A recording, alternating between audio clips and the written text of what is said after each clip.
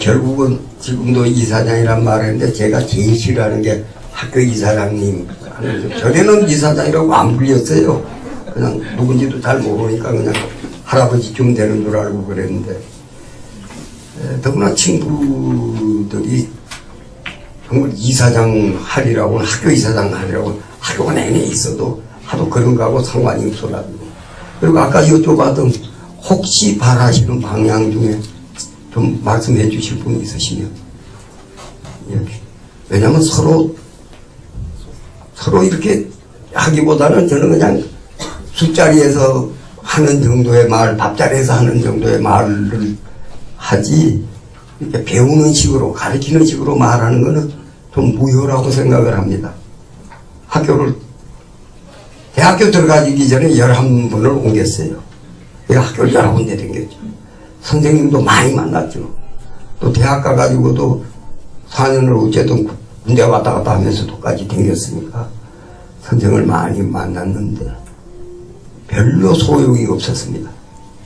그래도 피난 동안에 학교 다니는 것에서 제일 뭔가 많이 배웠다는 마음을 늘 갖고 있는데 중학교, 고등학교 초기까지 그 다음에 만난 사람들한테서 배웠다라는 생각은 반면교사였던 것이 오히려 나한테는 중요하게 작용했지 그냥 배울 만한 스승님이라는 거는 못됐고 금방 져가지고 여러분이 상상 못할 만큼 학생 때도 아주 불량 학생에 가까운 전쟁 아니었으면 저는 졸업장 못 받을 정도로 아주 학교가 안 맞아요. 누가 열심히 가르치려고 그러면 벌써 안 듣기 시작해요. 어느 틈에. 그래서 내가 아까도 제발 내 말 잊어버려 달라고 하는 게 내가 그랬으니까 자유롭게 생각을 하시고 듣고 내버리시는 게 제일 낫다. 자기가 생각을 해라. 정말로 뭘 가르치려고나 전달하려고 하는 마음은 좀 가만히 생기지만 사실은 신호군어 아니면 전달의 기능은 언어에서 덜 중요합니다. 정말 친하려고 말은 해야지 남을 깨닫게 하는 것조차도 심지어 하나의 그것도 세뇌일 수가 있는데 말을 전달한다면 그건 세뇌지 세상에 그건 말 아닙니다. 전달은 정말 중요하지 않습니다. 혹시 오늘 이런 모임을 통해서 스스로 어떤 생각하는 깨우침이 생기면 정말 좋은 일이고 그것도 잘못하면 사실 상당히 세뇌의 방법일 수가 있습니다. 그걸 제가 표현하기를 우리들에게 전달되는 가장 소중한 지식으로부터 미미한 것까지도 위대한 스승들에 의한 지배자들에 의한 힘있는 자에 의한 필요와 조건과 좋아하는 것 아니고는 우리한테 전달되지 않고 있습니다. 전달될 길도 없습니다. 그들에게 지배당하면서 살지 않을 도리가 없습니다. 그건 꼭 정치적인 지배자만이 아니라 오늘날 정신적 지도자로 되어 있는 석가모니든 예수든 공자, 노자, 장자든 맹자, 순자든 소크라테스든 마호메트든 그 말고 그 무수히 많은 정신적인 지배자나 그들을 이용한 진시황이나 하무제나 어떤 나폴레옹이나 징기스칸이나 다 그 사람들이 필요했고 좋아했고 반드시 그 사람들이 그것을 가지고 우리들을 영향 준 것 아니고는 우리한테 전달이 안 됩니다. 공자도 끊임없이 모든 정치가들이나 시대적 지도자들이 이용해 먹고 저희들대로 해석한 겁니다. 사마천이조차도 그건 이용하고 있습니다. 다 이용합니다. 석가모니의 말도 다 이용합니다. 예수의 말도 끊임없이 이용합니다. 중세 어쩌고 저쩌고 뭐 현대 기독교 루터 무슨 칼빈 뭐 다 어쨌든 그들의 입장에서 늘 그렇게 이용해 먹고 그렇게 가는 그런 말만 우리는 전달받게 되어 있기 때문에 우리는 하도 옳은 말 속에서 위대한 말 속에서 위압적인 절대적인 진리 속에서 꼼짝 못하게 포박되어 있습니다. 근데 다행히 저는 공부하기 싫어하고 게을르기 좋아하고 장난하기 좋아하고 법률적으로도 안 해본 범죄가 없다시피 엉망으로 살았습니다. 그 덕에 저는 조금 덜 포박되어 있습니다. 그런 덜 포박되어 있는 저도 젊은 날에 철학과 댕기기 전에도 벌써 그들의 말 좀 아는 거 가지고 꽤 똑똑한 채 하는 진보가 많이 생겼던 걸 생각하면 어떻게 해야 내가 오늘 만난 이분들한테 무리하지 않게 자유로운 생각을 가질 수 있는 좀 출발을 남을 해보지 않는 생각. 우리들이 정의라는 게 자연에 없는 걸 뻔히 알면서도 우리는 정의를 바랍니다. 나부터가.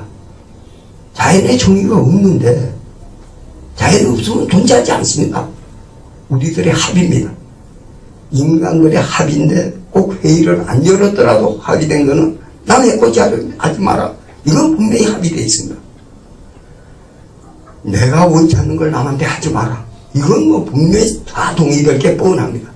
이런 단순한 것 말고는 정의라고 생각하면 이미 딴 수작을 내가 만들고 있는 겁니다. 내가 나한테. 여러분들 이런 것도 자신 없을 거 아니에요. 과연 그런가? 정말 과연 정의라는 게 자연이 없다고 해서 정말 없나? 없어요. 정의는 없습니다. 우리가 합의된 것만 정의라 해야 되는데 합의된 거는 그렇게 단순한 것밖에는 합의될는지 안 될는지 자신 없어요. 따라서 분명히 정의가 없습니다. 근데 우리는 정의를 바라거든요. 국가한테 바라고 남한테 바라고 심지어 나한테도 강요합니다. 내가 정의롭기를. 있지 않는 걸 나한테 자꾸 강요하고 있어요. 어떻게 하면 내가 나한테 강요라도 안 하고 남한테 자꾸 의지로 바라지 않고 자 이거부터 시작을 해야 뭐가 새로운 가능성이 열릴 거 아닙니까? 정의라는 것이 단순한 것 말고는 정의라는 이름으로 사용돼서는 안 됩니다. 그냥 바라는 거고 그냥 노력하는 것이고 같은 꿈을 꾸는 것 정도로 해서 그것도 합의를 끊임없이 기다리고 있어야죠. 그런 긴장 속에서만 살아야지 그걸 정의라고 텅 하고 결정 지어놓고 괴로워하든 뭐 신나하든 이런 합의도 쉽지 않습니다. 이렇게 열려있는 합의도 근데 정의라는 게 있을 리가 있나요? 그 폐쇄적인 정의도 국가가 내 대신 복수를 안 해주면 국가에 대해서 반란을 일으키게 됩니다. 혁명이 되든 안 되든 무슨 반란을 일으킬 용의 속에서 사는 게 사람들입니다. 국가한테서 제일 바라는 게 보복입니다. 그건 정의에 대한 나를 위한 정의에 대한 요구거든요. 국가가 나를 대신해서 보복 안 해준다면 법률 전부 무효입니다. 감옥소 전부 잡고 국가 권력 전부 부인하게 됩니다. 저는 국가에 대한 기대를 별로 하지 않았기 때문에 그래서 사회과학적인 쪽에 별로 관심도 없었고 그렇게 깊이 알 생각도 안 했습니다. 저는 소크라테스가 죽을 때 그래도 나쁜 법도 법은 법이기 때문에 그냥 사용당했다고 하는 그 해석을 얼마나 염치 없는 자식이면 옆집 다 그냥 먹고도 그 값도 안 물어주다가 죽는 자리에서 그 회사값 갚아달라고. 그만큼 우리는 감격을 하지만 공포쟁이가 그 뻔뻔한 사람입니다. 전쟁터에 나갈 만한 무기도 있었고 방패도 있었기 때문에 전쟁 갔다 와서 자유시민권도 있고 엘리트주의자고. 자, 공보골의 엘리트주의자니까 상당히 독재지향적인 사람인데 우리는 서양 철학의 비조로 알 수밖에 없고 제자의 제자인 아리스토텔레스가 소크라테스에서 크게 벗어나지 않는 사람 같습니다. 예. 자, 이래가지고 우리는 절대적인 진리를 종교가 아니어도 자꾸 꿈꾸게 되고 믿게 되는데 자, 믿으면 과학도 미신이 됩니다. 이거는 조금은 생각해 주시기 바랍니다. 믿는 것 자체가 미신이지 미신이 따로 있지 않습니다. 과학도 믿으면 미신이에요. 그 말을 내가 고등학교 때부터 하고 대학교에서 해서 웃다가 혹성이 9개가 아니고 태양계의 혹성이 8개라는 게 증명을 하고서야 내가 별로 웃기는 소리 한 게 아닌 게 된 거죠. 믿는 데서 과학이 미신이 되는 거지 잘못 알아서 미신이 되는 게 아닙니다. 믿었기 때문에 미신이 된 겁니다. 과학도. 한자 딴 분야에 더 말할 게 없죠. 그럼 아까 같은 정의 같은 거는 정말 미신 치고도 좀 심한 미신입니다. 정의의 이름으로 끊임없이 사람을 벌주고 국가를 정벌하고 모든 악행은 대량 악행은 히틀러에 의한 것만이 아니라 살인조차도 다 또 모든 불교 기독교가 한 모든 악행이 정의의 이름으로 행하지 부당의 이름으로 행하지는 않습니다. 이게 말로가 아니고 여러분의 평상시의 삶 전체 속에서 그런 결정론적인 정의를 하나만이라도 잠재울 수가 있다면 여러분의 삶이 순간순간에 정말로 즐거운 긴박감을 가질 수가 있죠. 우리가 그것만 하나 그런 신념 따위만 제발 허구라는 걸 받아들이게 되면 허무한 것이 아니라 시시한 삶이 행복하다는 걸 우리가 다 놓치고 있습니다. 실제로는 평범하고 무지랭이 같은 그냥 시시한 삶이 가장 행복한 삶인 걸 누구나 다 짐작합니다. 그러나 지루한 줄 알고 무의미한 줄 알고 더 뛰어나야 되는 어디서 날조된 이런 가치관들이 나를 압박하고 나를 못살게 굽는지 제가 이런 이야기를 좀 더 생활적인 감각으로 이렇게 저렇게 대담할 때마다 다 얘기했기 때문에 여러분들한테 새삼스럽게 풀어서 이 얘기를 해야 된다면 술자리에서밖에 안 됩니다. 왜냐하면 여러분들이 긴장해가지고 공부하는 동안은 여지껏 위대한 사람들이 그 많은 말 속에서 흘러온 사람들이 무슨 수로 이렇게 평범한 사람의 평범한 소리에서 그 경부를 한번 벗어난 마음을 가져보겠습니까? 여러분이 태어났을 때 이미 기적이 일어난 겁니다. 지금 이 순간에 살아있고 우리가 이런 얘기하고 있고 이게 또 하나의 기적이지 따로 기적이 더 있지는 않습니다. 있어봤자 그거는 또 괜히 하나의 또 드라마에 지나지 않는 것이지 실감은 우리 자신이 기적입니다. 저는 제가 행한 것보다는 실제로 이런 자리에 서서가 아니고 그런 대담 이후에 대접받아서가 아니고 저는 그 대접이 대단히 불편합니다. 이제부터 거짓말 할 거니까. 오늘도 여기 오는 걸 한 3시간 거짓말하러 간다고. 여러분 괜히 거짓말이나 들으러 온 멍청한 사람들이 되는 거고. 서로 멍청해지지 않고 거짓말 아니려면 평상심을라고 부르는 시시껄렁한 우리의 마음을 우리가 존중하고 이걸 그냥 받아들이고 정말로 시시한 삶 이외에 행복하고 신나는 거하고 즐거운 거하고 다르지 않아요. 행복은 좀 시시하게 사는 사람한테만 있는 겁니다. 너무 즐겁고 너무 신나고 깔깔거리면 행복하기 어렵습니다. 시시하고 지루하고 멍청할 때가 행복한 겁니다. 이 멍청함에 쓸데없이 너무 자신감 가질 일도 없습니다. 네. 이런 머저리 같은 소리 들으러 모신 건 아니잖아요. 그래서 자꾸 그런 바람과 그런 기대와를 하지 말라는 소리가 아니라 그런 바람을 가질 수 있는 사람으로 되기까지 또 얼마나 여러분이 노력을 해서 된 겁니까? 애쓰고 해서 그런 바람을 갖게 된 건데 실패와 실패를 통해서 또 그런 바람을 아직의 각각의 나이만큼 실패하고 그만큼 황당하고 그만큼 갑갑하고 아마 여기 이 자리에서 또다시 세상 갑갑한 마음을 느끼고 아웅다웅하는 마음을 느낄 겁니다. 초조하기까지 할 겁니다. 정말 저런 사람이 저게 지 진심일까? 저는 좀 힘도 나봤고 돈도 벌어봤고 책도 많이 읽어봤고 아주 의젓하게 지가 수작도 해봤으니까 저러지 지가 진짜 시시해봐라 저런 소리 하나 그러진 않거든. 저는 정말 시시한 때만 행복하다는 걸 조금씩 아슬아슬한 꼴을 좀 많이 당해봤으니까 여기 하루 종일 일하시고 여기까지 와서 이렇게 공부하시는 분들한테 제가 할 수 있는 일은 그렇습니다. 자기의 태어남 자체가 기적이기 때문에 자기를 정말로 아낄 줄 알면 남도 똑같이 아끼실 수밖에 없습니다.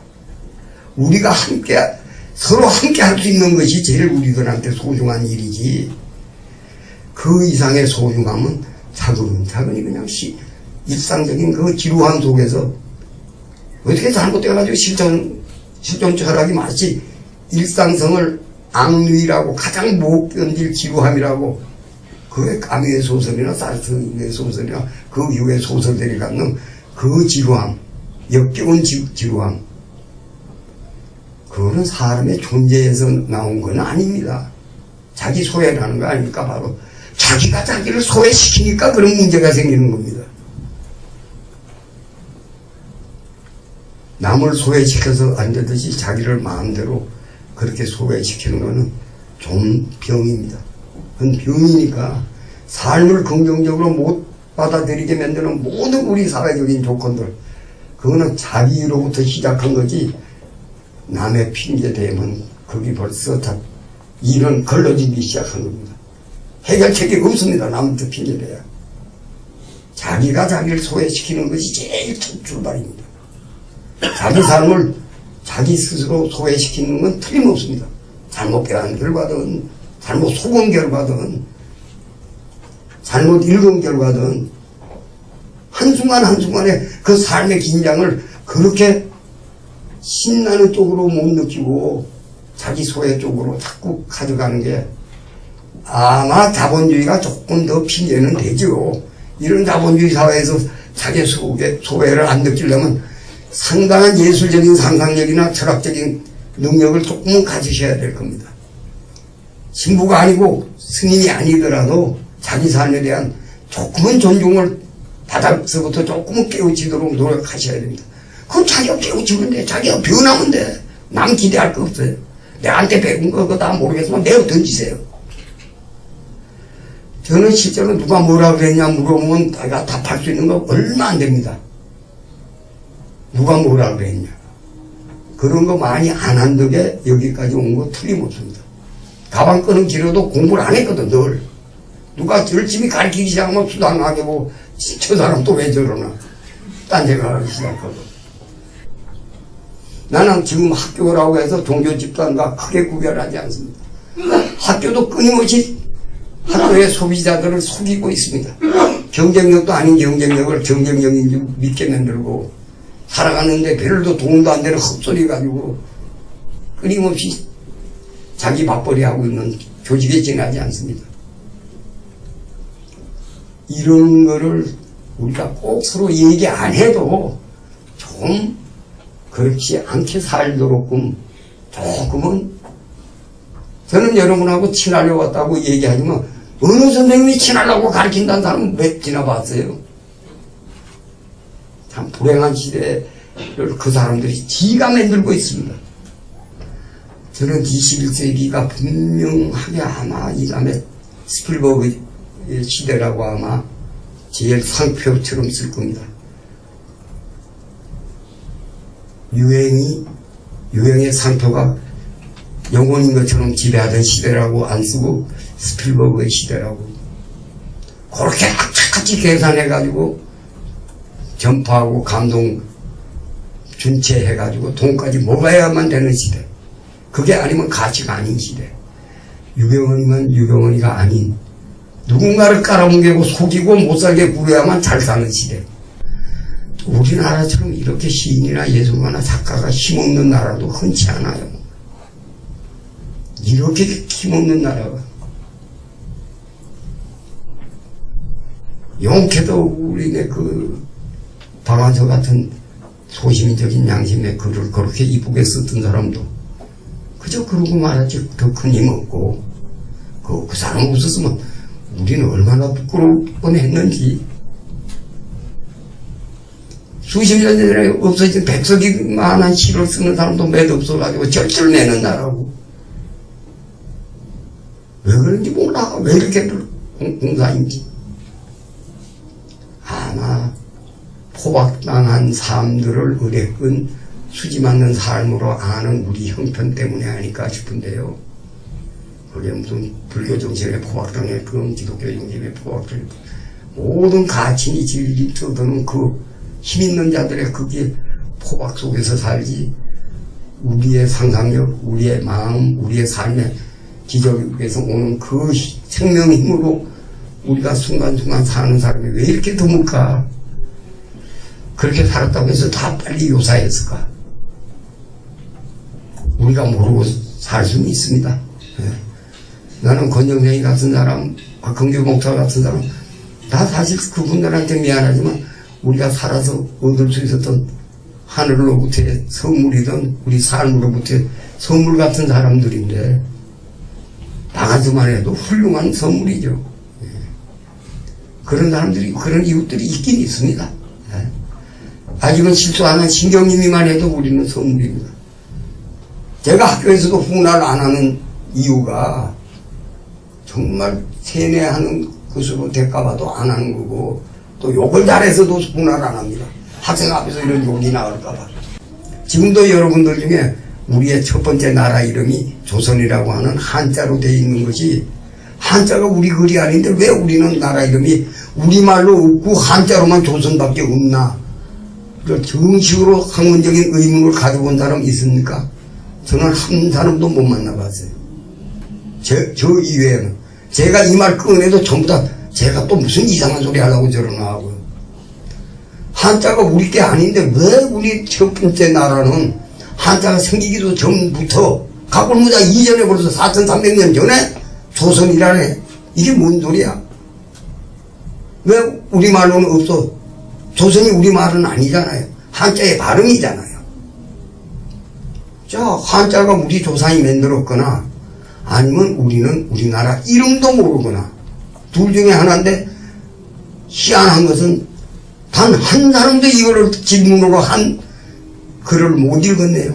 이택이든 율곡이든 최치원이든 왜 한 설총이든 왜 한 사람도 현대학문 시작하고는 왜 이걸 의문으로 안 갔나?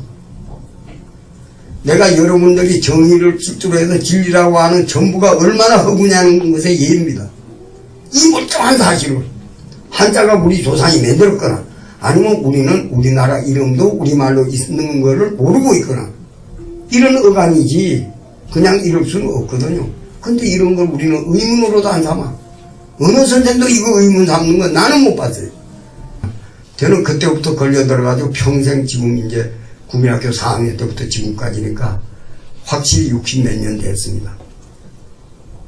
67, 8년, 66년 이렇게 됐습니다. 그랬더니 그 질문이 다행히 나는 가설로지만 우리는 나라 이름이 분명히 조선이라고 발음한 적이 없고 우리말로 가라 혹은 아라 혹은 고마라고 우리나라 이름이 있었습니다. 분명히 사용했습니다. 근데 우리들이 그것이 어느 틈엔가 조선조부터는 가라나 그 조선이란 그 한문자라고 되어 있는 그 기호를 가라나 아라나 고마로 하는 걸 이미 취급하지 않고 있습니다. 일본에 가면은 그 증거가 남아있는데 주몽의 나라가 고구려는 물론 아니고 고려인데 고려라고 하는 것도 잘못입니다. 가라라는 고 발음을 고려라고 우리가 소리를 내게끔 고려라고 하는 그 글자로 썼을 뿐이지 그것은 가랍니다.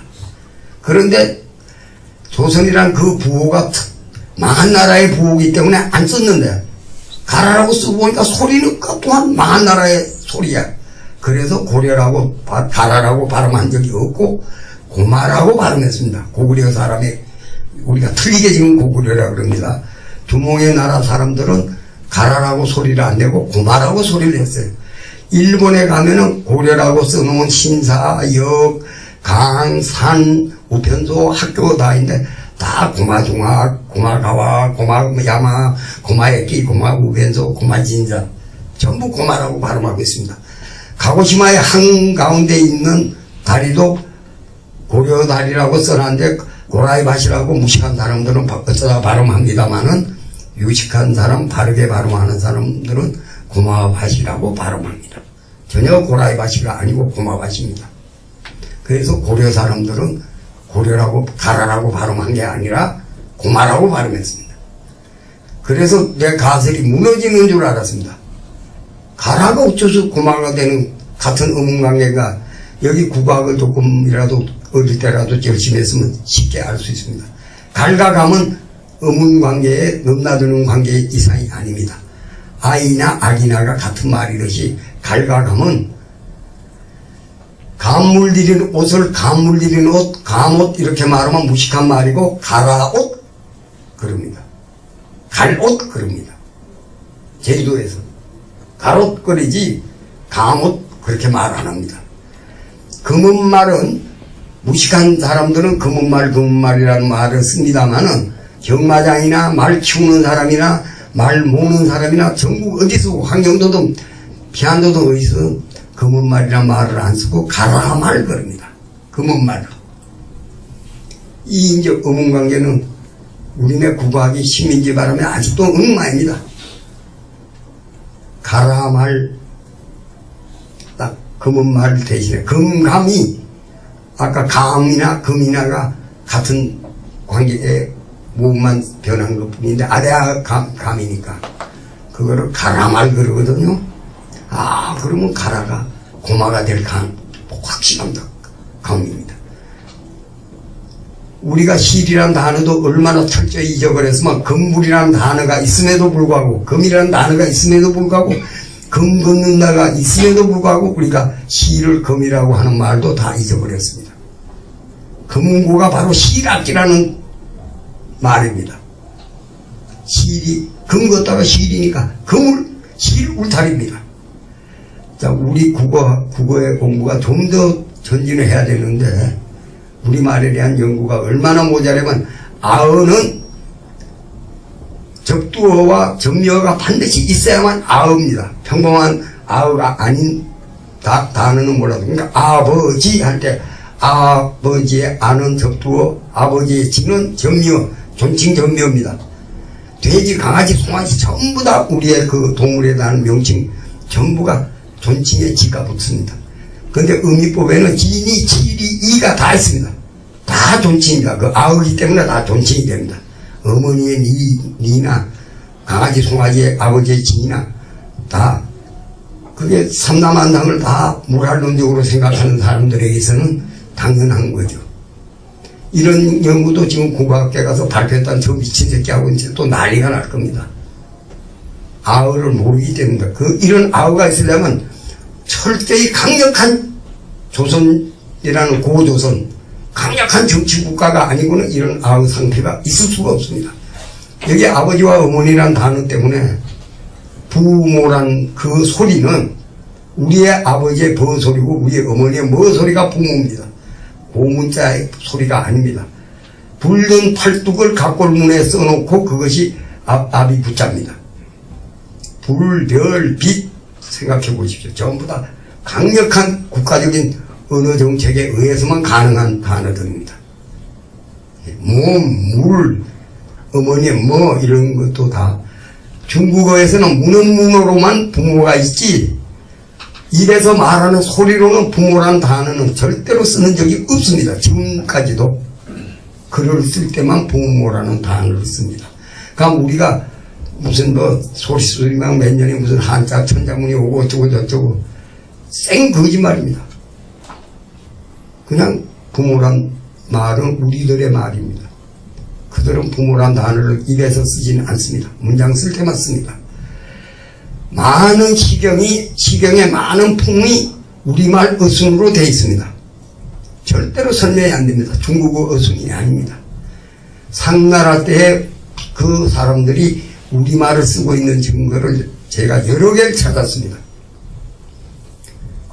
우리의 한자 발음은 고문자, 고 발음이라고 되어 있는데 당음이라는 것도 거짓말입니다. 그 전부터 그 발음인데 추추 전국 때에 발음 표의 문자를 표문자로 음가를 붙일 때 공자가 완성자인데 공자가 송나라 사람이고 상나라 사람이고 동이족이기 때문에 공자가 아어를 했다는데 그 아어가 우리말이었던 겁니다.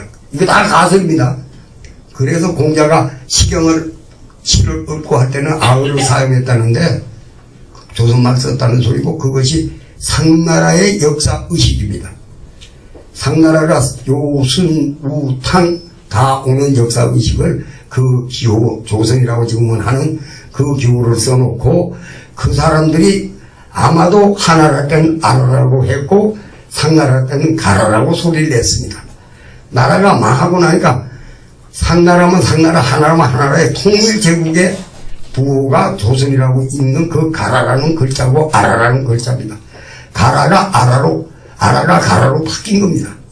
그게 아라가야까지 지금 있고 하는데 고조선 상나라 때는 가라가 된 모양으로 주몽의 패들이 가라라고 써놓고도 가라라는 소리를 안 쓴 걸 봐서 망한 나라의 소리니까 고마라고 바꿨죠.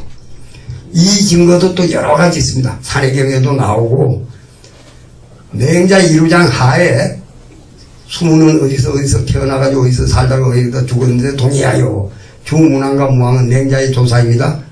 뭐 어떻게 했는데 서의하여 동의는 본래의 일이고 서의는 새로운 이다. 자, 여기서 서의를 새롭다라고 해석되어 있는 맹자 이루장 하에서 서라벌의 서가 신라가 되는 새로운 신자라는 뜻이 새벽, 새날, 예? 새바람 할 때는 동쪽입니다만은 새날, 새벽 할 때는 새로운 소자로 썼지만 서라벌이 라는 덜의 뜻입니다. 바로 라가 조선이라는 게 의양인 게 물무시입니다. 우리도 지금도 개념적인 우리말에 한자말 아닌 우리말로 개념적 지구는 물무시입니다. 지금도 지는 나중 단어입니다. 다 진짜 이런 소리는 물무시입니다. 그러니까 조선의 의양은 은은 물이고 양은 무시입니다. 물무시라고 써있고 조자는 1월인데 주역역자와 같은 글자입니다. 역시자가 붙었거나 말았거나 주역역자의 일자와 밑에 물자처럼 보이는 게 다룰자의 변형에 지나지 않습니다. 바로 천도의 책입니다. 하늘이라는 글자입니다. 하늘을 뜻하는 당연하기도 하고 쉽죠. 또 바뀌기도 하고 해가 뜨고 달이 뜨고 해가 지고 달이 지듯이 여기에서 산해경 제일 18장 제일 첫 대가리를 말 안 할 수 없는 게 난데없이 산해경이라는 책은 사마천이보다도 더 먼저 있었기 때문에 언제 쓰여졌든 정착되기는 언제 정착됐든 춘추 전국대에 벌써 있었던 책입니다.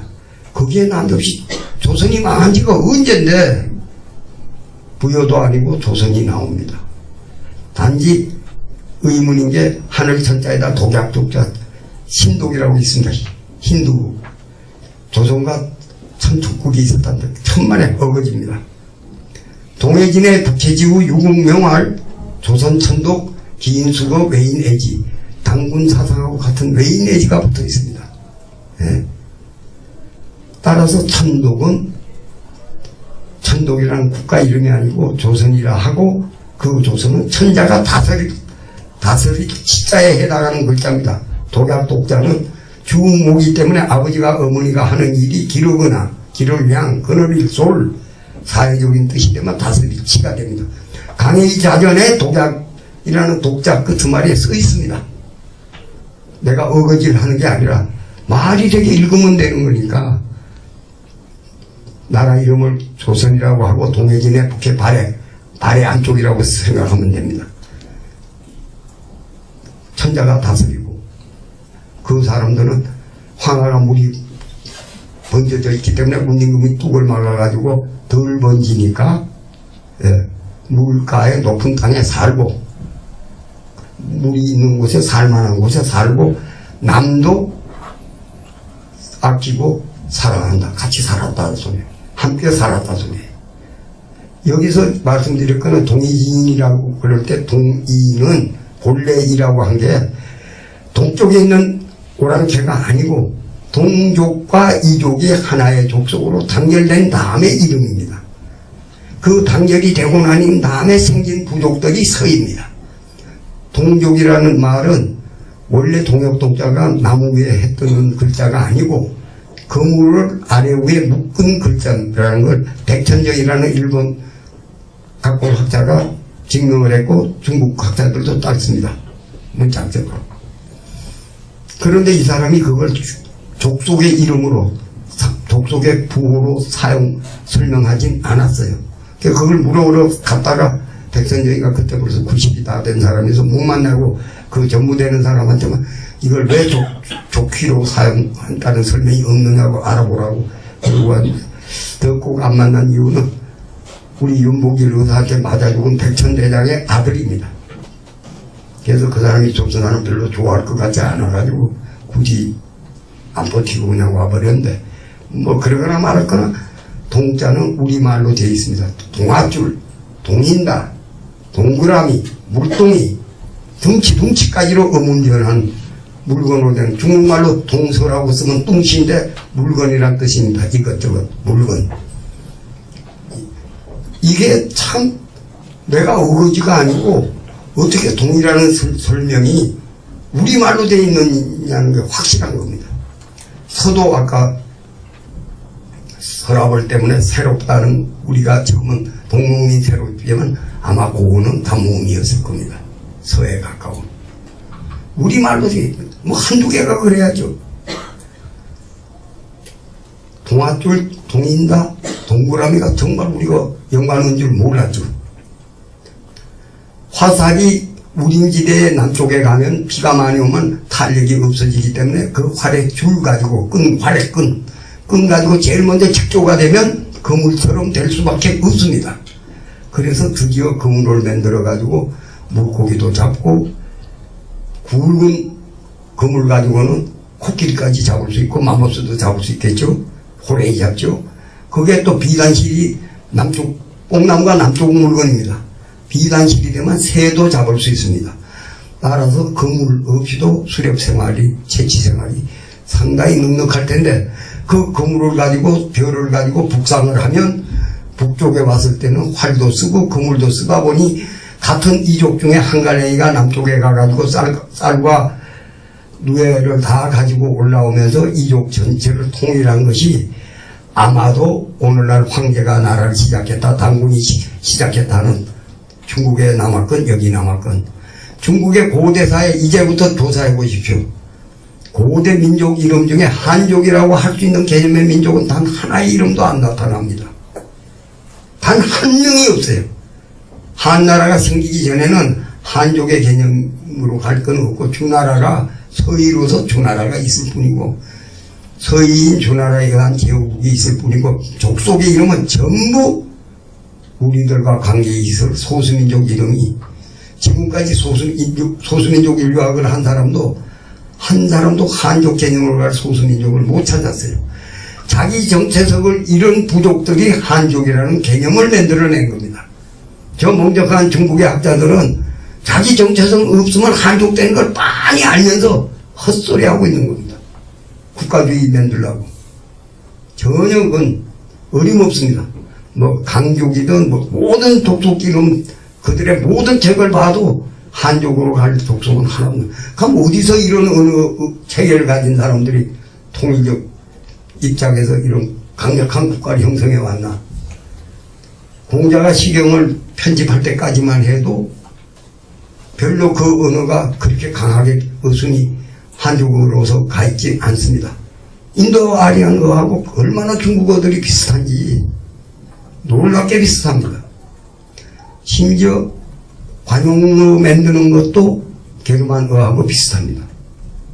그리고 개미든 고우든 갈거하고 우리의 가다하고 36,000년밖에 아프리카에서 안 나왔다는 말도 굉장히 가능성이 높은 일입니다. 가설로서.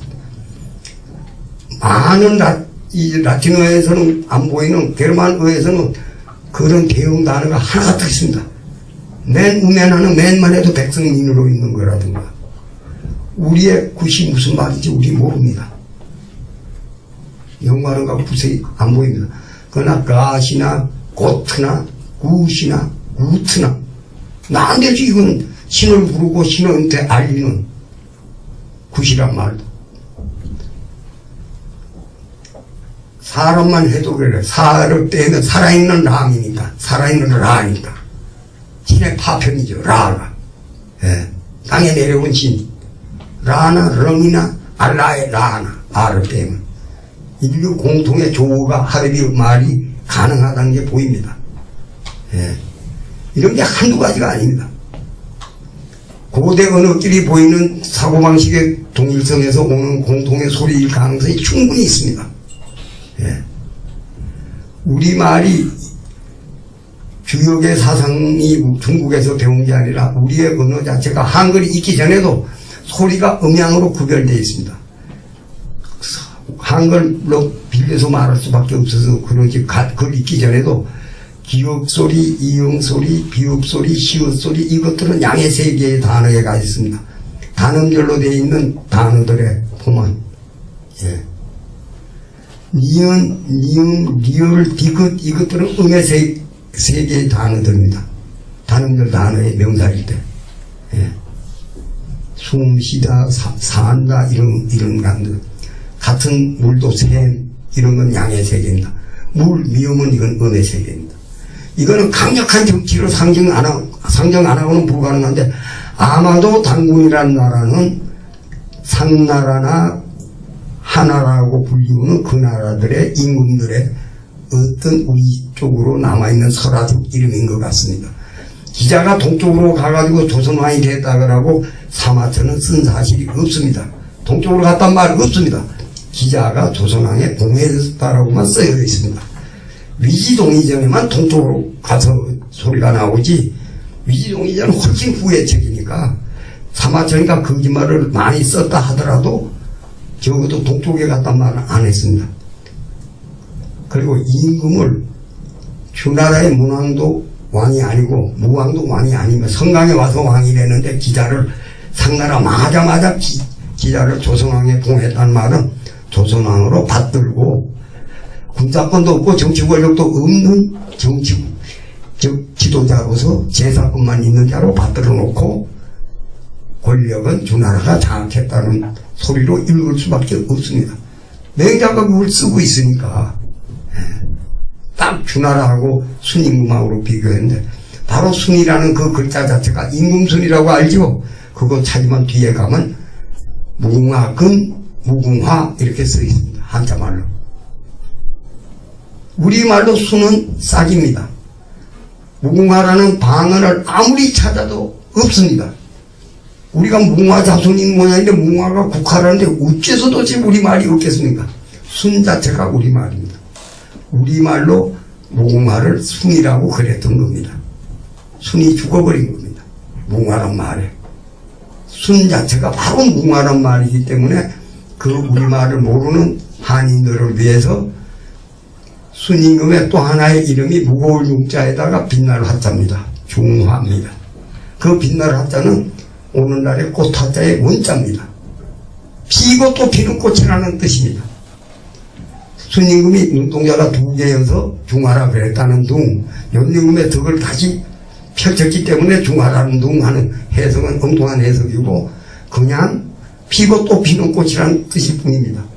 그랬는데 시경을 픽사본 아주 아동글씨로 쓰는 6, 7세나 됐을까 7, 8세 됐을까 하는 아동글씨로 쓰는 필사본에 임금순자가 나오는데 이때는 임금순이 아니고 무궁화순이라는 뜻으로 한문으로 날일자로 11화라고 써놓은 주석을 지금도 내가 가지고 있습니다. 집에. 아 11화 그럼 우리말이구나 이 11화 그 순간에 나날꽃이라는 우리 방언이 하나 있습니다. 무궁화를 아동으로 나날꽃 그랬습니다. 어릴 때 들어왔습니다. 분명히. 단지 무슨 꽃인지 일제 때니까 몰랐습니다. 나날꽃이란 말이 무슨 꽃인가? 어른들 늙은이들 나보다 나이 많은 사람한테 전부 물어봤더니 다 못 들었다는 사람이 많고 노천 이구영 선생이 들었는데 선생님 그게 무슨 꽃이죠? 물어봐요. 예? 그게 무궁화입니다. 그러니까 아 그래서 우리가 나날꽃이란 말은 들었는데 무슨 꽃인지 몰랐구나. 일제 때니까 애가 나가서 그따위 소리 했다가 잡혀갈 판이니까.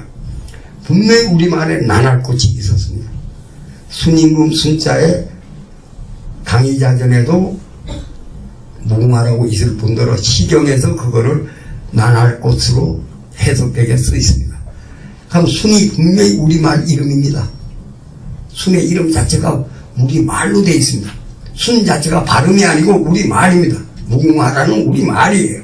근데 우리가 잊어버렸죠. 아까 실이 금불합지 금이 실이라는 걸 잃어버렸듯이. 그럼 하늘이란 건 한 알이니까 큰 알이니까 태양입니다. 그럼 우리의 원래 스카이는 어디로 가버렸나? 써니 스카이로 쓰이고 있을 뿐이니까 솔레이어 CL 관계를 생각하면 이태리어든 스페인어든 불란서어든 하늘과 태양이 같은 말이 갈라져서 쓰이고 있습니다. 솔레이어와 CL은. 따라서 우리도 분명히 한 알이 스카이로 쓰일 수 있습니다. 하늘로. 그럼 본래 또 스카이는 있을 거 아니에요. 그랬더니 솔리래, 소리, 솔나무, 하늘로 뻗은 길처럼 되어 있는 나무, 솔나무. 일본에 가면 그냥 소라예요. 하늘이. 일본의 우리 고우가 딴 것도 멀리 가면 원형을 지킵니다. 본부에서는 그것이 변화 발전 전개에 지나지 않더라도 멀리 가면 틀리는 게 되니까 LA에 가면 60년대에 우리의 슬랭까지 살아있습니다. LA에 가면 풍속도 60년대 풍속이 그대로 있습니다. 멀리 가면 변하지 않습니다. 오히려 평양 가면 옥류정인가 뭐 그 말이 상업화된 냉면 맛인데 만주에 가면은 지금 우리가 만주라고 하는 길림이나 연양 이쪽에 가면 우리 냉면 사 먹으면 평안도 시골 냉면입니다. 주성 그 안쪽에 있는 속골에 가면 충청도 며느리가 시어머니 평안도 시어머니한테서 배우고 내려왔는데 평안도 시골 냉면을 만들고 있습니다. 우즈베키스탄, 카자흐스탄에 가면 보신탕이나 냉면을 어쩌다가 팔면 옛날 한경도 시골, 평안도 시골 냉면입니다. 멀리 가면 변하지 않습니다. 일본에는 우리 고대어가 그대로 살아서 쓰고 있습니다. 우리는 한자, 장소라는 소자를 바소라고, 바가 우리말입니다. 소에 대한 해석어가 바인데 지금은 우리는 하였던 바 같은 바 시간적인 용어로만 쓰고 있지 공간으로는 우리는 바를 안 쓰고 있어. 일본은 전부 그냥 공간 용어로 그냥 씁니다. 다치바는 그 입자이니까 그때는 시간적 개념이 더 들어있는 것 같아도 고바, 공장 장자조차도 바라 그럽니다. 우리말로. 예. 그 다음에 이기다이 다베다이 하는 하고 싶다란 말로 주로 쓰이는데 갈터이다란 말로 쓰이는 갈터이다가 이기다인데 경상도에서 간다이, 예? 간다이 그냥 우리말 그냥 쓰고 있어요. 서울에서는 그런 말이 없어졌지만 방언에서 있는 고대어가 칠라 사람이 홍문관 전서라는 학습원의 교과서로 썼던 책에 보면 놀랍게도 고구려 백제 신라에서 봐왔지만 주도적으로 신라에서 왔다라고 써 있어요. 이건 아마 통일 신라 망하고서 와라를 고려 때 넘어온 걸 말하는 것 같습니다. 더 많이 건너왔을 테니까.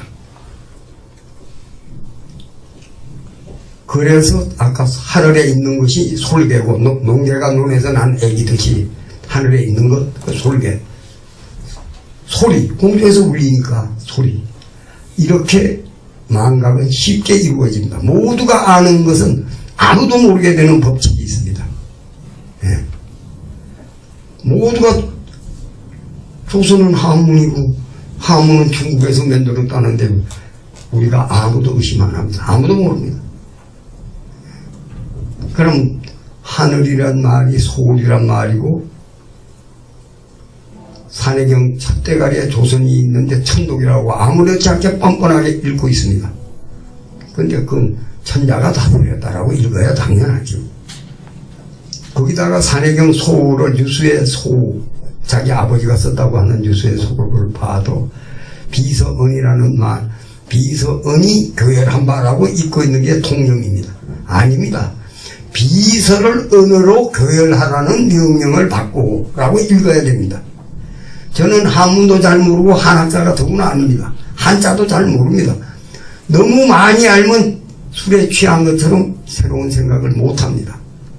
아는 것 전부에 대해서 의심을 하자면 누구나 할 수 있을 것 같은데 아는데 너무 취해가지고 보통 의심을 못하지요.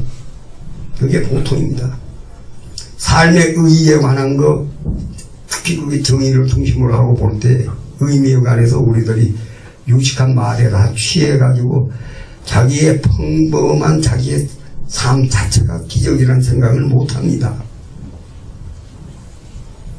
발발한 상상력을 통해서만 가능할 겁니다. 자신감이 아닙니다. 그냥 삶에 대한 상상력이 조금만 생생하시면 삶이 자체가 기적이지 딴 기적이 별로 신통할 거 없습니다. 지금 이 얘기한 이 언어고과학적인 이런 우리가 아는 것 전부가 엉터리고 말도 안 되는데 다 가설입니다만은 저는 이 가설이 쓴 지도 지금 3, 40년 됩니다. 아무리 틀렸다는 점을 찾으려고 해도 아직은 못 찾고 있는데 단지 아무도 나처럼 생각을 안 하길래 또 의심을 했죠. 아무도 나처럼 생각 안 하면 내가 어딘가 틀리고 있는 거다 근본적으로. 그러다가 송명호라는 알지도 못하는 상당히 개성적이고 독창적인 한학자가 하나 있는 걸 알아서 의견이 꼭 같지는 않아도 대단히 신바람이 났습니다. 포기하려고 그러다가 이렇게 읽는 사람 있으면 됐다고.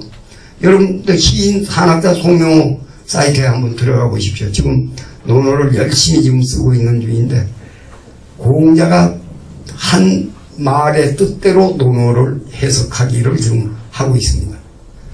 하도 논어를 이용을 오만 사람이 다 이용을 해서 우리는 하나도 바로 알기가 어렵게 돼 있어요.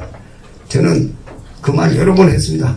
밝으면 반드시 어두운 데가 있듯이 옳으면 반드시 틀린 게 그 안에 있는 수밖에 없다. 옳다는 것 자체가 틀린 거를 전제로 하고 옳은 거고 밝다는 것 자체가 어둠 없이 어떻게 밝습니까? 어둠이 있으니까 밝은 거지. 지금 제가 한 가설도 어딘가 엉터리 없이 틀릴 수는 있습니다. 내가 그 시절에 산 것도 아니고. 오늘날 고고학적인 발굴의 대부분이 죽음과 관계되어 있지 삶과 관계되어 있는 고고학적 발굴이 많지 못하거든요. 파괴가 됐거나 죽었을 때만 남은 거니까 그 대전제를 자꾸 잊어버립니다.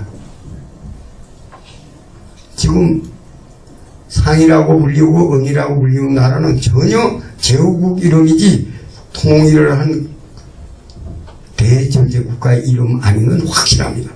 그런데 그 이름이 과연 조선이었냐? 기자가 조선왕을 했으니까 그의 나라가 조선이니까 조선왕이지. 그의 나라가 조선 아닌데 왜 난데없이 조선왕이야? 더구나 조선이라는 뜻이 하늘과 땅이라는 뜻인데 뜻 자체는 분명히 하늘과 땅입니다. 천합니다. 아랍니다. 땅을 하라고 그냥 하고 맙니다. 하늘을 상이라 그러고 맙니다. 예. 아라나 가라는 나는 나주, 나루, 나라까지 포함해서 라는 땅입니다. 우리 말입니다. 음가가 아니고 우리 표의 문자는 단어로 말하거나 구로 말하거나 절로 말하거나 문장으로 말하지 풀 센텐스로 말하지 음가로 말할 이유가 없습니다. 꼭 단어만도 아닙니다. 구절 다 됩니다. 그 예를 어느 어슬만 길 모퉁이에다가 X자 끝에다가 동그라미를 각각에 붙여놓으면 가위입니다. 그걸 써놓으면 오줌 누지 마시오. 누시면 안 됩니다. 정 누시면 잘라버리겠소. 세 가지 문자입니다. 길 모퉁이에 써놓은 가위는 이게 표의 문자의 기본입니다. 그걸 가라 그러거나 위라 그러면 음가가 있을 이유가 없습니다. 단지 그 말을 모르는 주나라의 왕들은 상나라의 신하였기 때문에 상나라 말을 압니다. 그러나 주나라의 신하들은 상나라 말을 알 수가 없습니다. 그래서 그 부호를 사용해야 되는데 그 부호를 사용하려다가 그러다 보니 음가를 붙여서 쓰기 시작했습니다. 그것이 400~500년 흘러가지고 공자 때 와서 완벽하게 음가를 붙이면서 문장화까지 합니다. 그래서 공자가 나는 술이 부작이다라고 스스로 말을 남기고 있습니다. 술이란 말이 문장화만 내가 했지 내가 지은 거는 아니다. 술이 부작. 그때 술은 분명히 내가 서술했지 정도가 아니고 문장화를 내가 했지. 말로 있는 걸 소리로 있는 거를 글로 바꿨으니까 그러면서 음가를 완성시킨 모양입니다. 그가 과연 주역을 읽었다? 그걸 알 필요 없습니다. 주역에 관한 언급이 없는 한 시에 관한 언급은 있으니까 시를 시전 혹은 시경을 아마 편집하고 모으고 소리로 읽던 것을 한 것 같습니다. 거기서 풍은 특히나 민요기 때문에 그 중에서 여러분도 얼른 들으면 동의가 갈 쉬운 방법이 있습니다. 시경의 제일 첫머리가 관관요구 제하지주 요조 승려 군조하고 참차임치 야우유지 이렇게 나갑니다. 이거를 읽거나 창을 하면 내가 들은 한 모두가 그렇게 합니다. 관관요구 제하지주 요조 승려 군야우 이렇게 하거든요. 내가 엉터리여서 음가도 나쁘고 합니다만 그 내용하고 전혀 맞지 않습니다. 주자 이후에 이렇게 한 것 같습니다. 명나라 이후에. 근데 보세요. 그 글을 보면 관관요구 제하지주 요조 승려 군야우 내용하고 딱 맞습니다. 강강수월래나 새야새야 파랑새로 하면은 내용하고 음악이 맞아떨어집니다. 이거는 상나라 때 민요였기 때문에 노래조차도 별로 멀지 않구나 하는 걸 알 수 있습니다. 딱 노래 내용하고 노래 가락하고 맞아지니까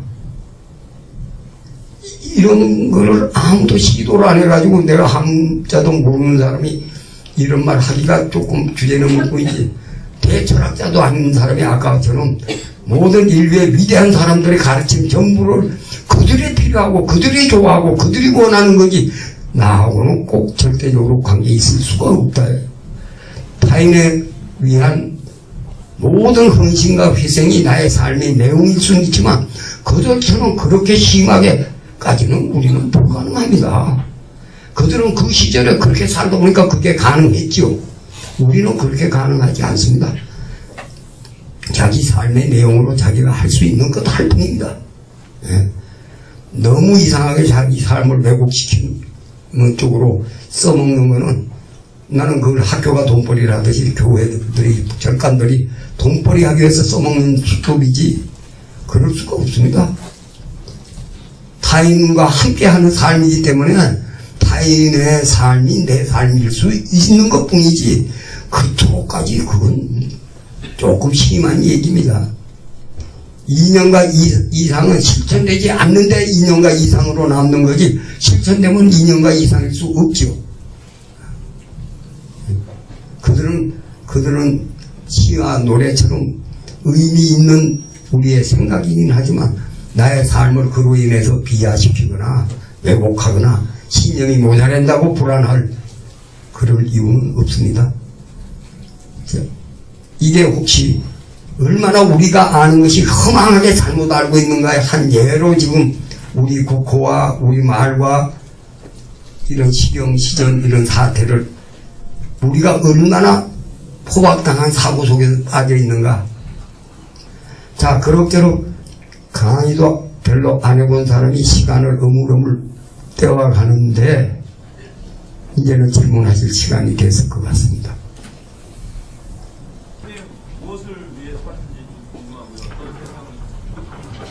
네, 무엇을 위해서 사는, 또 세상을, 어떤 세상을 꿈꾸느냐. 저도 물론 선생님 질문처럼 무엇을 위해서 살아야 된다고, 충실하게 살아야 된다는 생각을 많이 했죠. 그러다가 태어남 자체가 기적이고 삶 자체가 기적이라는 생각이 들면서부터는 삶을 무엇을 위해서 살지는 않습니다. 통치자, 지배자, 정신적 지배자 포함, 이 사람들이 자꾸 뭐를 위하라고 자꾸 떠드는 말로 우리가 듣게 되어 있습니다. 통치에 먹기 위해서 우리의 사고를 그렇게 지배하는 거지 실제 우리는 무엇을 위해서 살지 않습니다. 위선 우리는 삽니다. 특히 6.25를 지낸 사람들은요, 살아있는 것 자체가 정말로 기적입니다. 살아있는 것 자체가 정말 살아있는 것 자체가 정말 소중한 겁니다. 무엇을 위해 한다는 것은 5번째, 6번째, 7번째 얘기입니다. 뭐를 위해서 사느냐에 만해서 이 말은 할 수 있겠네요. 적어도 남을 해코지 안 하고 내 삶을 좀 싱싱하고 즐겁게 살고 싶다. 행복까지는 바라지 못하게 너무 가방끈도 입이 길었고 깡패 노릇 해가지고 조폭 고향에서 돈도 벌어받고 아직도 학교의 이사장이고 세속적으로 누릴 걸 그럭저럭 우물우물 다 누리면서 행복하기까지는 바라기 좀 어렵죠. 그러나 좀 신나게 살 수는 있고 즐겁게 살 수는 있고 나하고 친한 이웃들하고 정말 마음을 열고 살 수는 있고 성도내만 내고 머리격하게 굴면 머리격하게 구는 한은 있더라도 남을 해코지는 안 하려고 늘 마음 쓰면서 살 수 있죠. 내주진 못하더라도 해코지는 하지 말고 살자. 그건 만약 뭘 위해서 사느냐의 내용이 될 수 있겠죠. 그러나 기본적으로는 뭐를 위해서 살기보다는 스스로 삶이 정말 기적에 가까울 만큼 상당히 정말 환희적인 그런 기적의 것이 있는 걸 느끼는 한은 별로 큰 문제가 안 되죠. 또 악한 사람이나 그런 것에 대한 내가 배운 그 사명감 때문에 너무 자기적으로 생각지 말자. 그놈도 결국은 희생자니까. 이런 마음은 잘못하는 노인네 보면서 그가 젊을 때 이미 끊임없는 순간순간 늘 잘못 저지르고 잘못 생각하고 잘못 숨쉬던 결과가 저렇게 나타나는 거지 갑자기 늙어서 썩은 건 아니에요. 삶 자체가 썩는 것과 발효를 생각해 보세요. 얼마나 비슷한 건데 하나는 발효고 하나는 썩는 겁니다. 거름과 쓰레기를 생각해 보세요. 쓰레기가 거름되는 쓰레기는 많지 않습니다. 쓰레기는 쓰레기지 거름 안 됩니다. 그렇게 아슬아슬한 긴장 속에 우리는 있는 것이 정말 신나는 걸로 생각한다면 그렇게 조이지 않지만 삶에 쫓기는 느낌을 갖기 시작하면 끝까지 쫓기는 삶입니다. 이건 내가 규정하는 게 아니고 여러분 마음속에서 그렇게 정하고 있을 겁니다. 뭔가 묻는 말이 아니고 하시고 싶은 말씀이라도 하십시오. 저도 배워 있는 게 있어야 됩니다. 예. 학원을 하시잖아요. 학교를. 예. 중학교, 고등학교 예.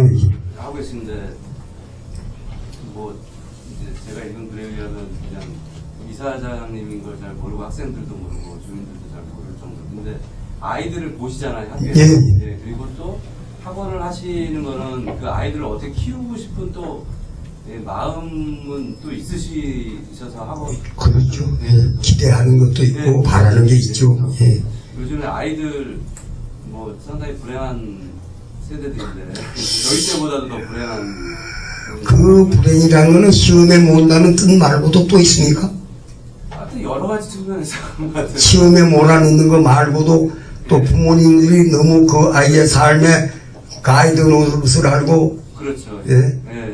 그런 아이들 보면서 그 아이들한테 어떤 희망을 발견하시는 하여튼 그런 느낌 같은 거를 좀 자, 뭐 현상으로 봅시다. 지금은 우리들처럼 5형제, 7형제, 8형제, 12형제 막 이러는 시대가 아니고 전부 문열이 하나만 키웁니다. 원래 문열이란 말은 돼지 새끼 경우에 제일 먼저 나와서 쬐고만하고 잘 크지도 않는 돼지를 문열이라고 합니다. 일생 하나 나가지고 하나 키우니까 모든 집에 문열이만 키우고 있습니다. 시원찮다는 소리입니다. 그 시원찮으니까 더 아끼고 더 위하여 줄 수밖에 없습니다. 그러다 보니까 자꾸 지가 개 삶의 가이드인 것처럼 부모들이 착각하고 있는데 그게 농담이 있잖아요. 부모는 무한히 자유롭고 하지만 학부형은 형편없는 욕심꾸러기라고. 그런데 저는 그것이 부모들의 태도가 아이들을 자살까지도 하고 불행도 느끼고 정말 자살하는 아이들이 적잖이 많습니다. 특히 그 외국어 고등학교라든지 과학고등학교라든지 우수하다고 된 학교에서 자살이 더 잘 일어납니다. 평범한 아이보다는 조금 뛰어난 듯한 아이들에서 사고가 잘 납니다. 자, 우리 학교에서는 그래도 아직까지는 그런 일은 없었고 좀 선생님하고 애들이 좀 친합니다. 네, 상당히 친합니다. 고등학교조차도 중학교는 말할 것 없이. 지금은 중학교가 좀 더 옛날 고등학교만큼 조금 사고가 많고 위험한 게 사실입니다. 텔레비 때문인지 뭐 부모들하고 그런 영향을. 아이들의 문제는 되게 어른의 문제지 아이들의 문제라고 하기에 벌써 우리가 삐뚤어진 겁니다. 일단 애들한테서 통해서 나타나지만 어른의 문제입니다. 부모들이 유식해가지고 부정적인 말을 많이 하는 부모들, 운동권 부모 둔집이 조금 더 문제가 많습니다. 애 앞에서 자꾸 부정적인 말을 많이 하니까 겁니다. 근데 공부 잘하게 하는 방법은 공부 잘하는 말 하는 것이 방해가 된다는 건 아셔야 됩니다.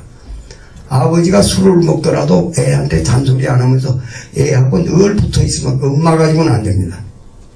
엄마는 잔소리를 하게 마련이니까. 아버지는 잔소리 안 할 수가 있거든.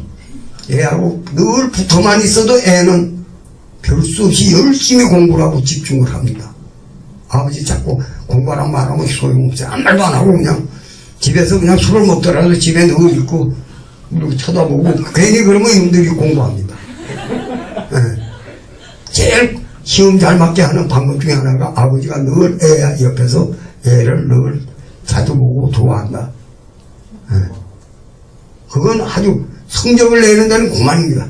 그게 꼭 그의 삶에 행복하지 않은 건 둘째로. 그러니까 아버지와 친한 딸이든 아들이든 분명히 삶에 대해서 긍정적입니다. 그러나 그 애 앞에서 아무리 옳다고 생각하더라도 부정적인 단어나 부정적인 은사는, 비판적인 은사는 안 쓰는 게 좋습니다. 별말 없는 게 좋습니다. 그 애하고 그냥 친한 말 이외에는 별로 안 하고, 그게 또 아버지도 기분이 편하고 좋지요. 집에서 술 먹기 시작하면 훨씬 돈도 안 들고 훨씬 기분 좋습니다. 말아도 잔소리도 안 하고. 그러나 애들이 너무 채는 꼴을 보면 부정적인 태도를 보이니까 술도 많이 못 먹습니다. 아이들이 싫어하니까. 예. 이러기 때문에 제가 학교를 하는 이유는 하도 우리나라의 모든 학교가 경쟁력이랍시고 경쟁력 아닌 경쟁력을 자꾸 애들한테 굴레를 씌우길래 그 교육을 좀 안 하게 하려고 하고 있는 겁니다. 처음부터. 단 학교에 될 수 있으면 저는 발언을 적게 하고 훈화도 안 하는 이유는, 진짜 이유는 인사권을 지닌 자는 독재입니다. 그 학교 안에서는. 훈화까지 하고 선생까지 가르치기 시작하면 그 학교 썩습니다. 자발심이 없어질 텐데 그거 썩지 어떻게 안 썩어요. 그냥 아무 말도 안 하고 그냥 선생님들한테 절하고 인사하고 술자리 가서나 개소리 몇 마디 하고.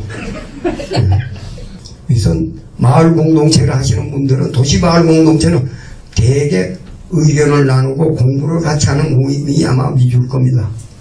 공부를 함께 하는 공동체.